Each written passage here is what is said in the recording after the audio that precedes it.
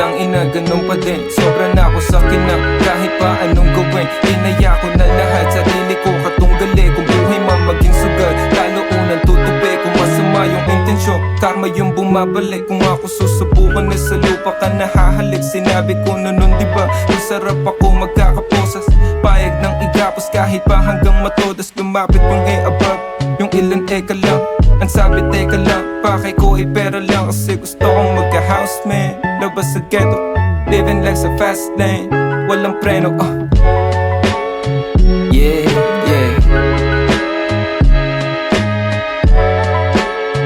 Yeah, yeah.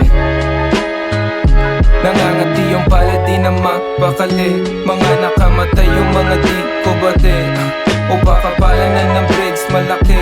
Yung pinapangarap ang sarap matapig.